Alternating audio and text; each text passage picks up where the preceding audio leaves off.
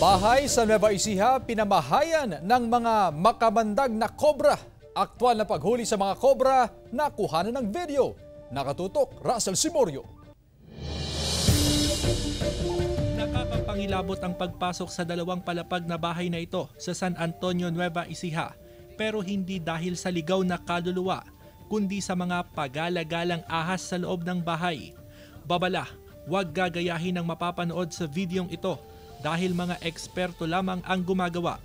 Sa isang cellphone video, kita ang buwis buhay na panghuhuli sa mga ahas. Dalawang makamandag na kobra na nasa mahigit 5 talampakan ng haba ang nakita sa lumang piano ng bahay. Isa pang kobra ang nakita sa sala.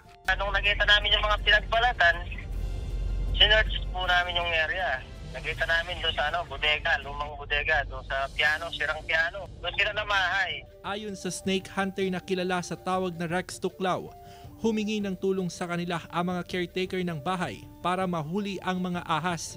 Nasa ibang bansa ang mga may-ari ng bahay.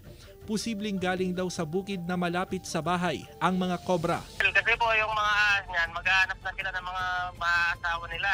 Tapos po, lalapit na po sa mga bahay-bahay kasi lilinisin na yung mga bukid. Naisurrender sa otoridad ang mga nahuling kobra. Ayon sa DENR, bawal ang pagpatay sa mga kobra.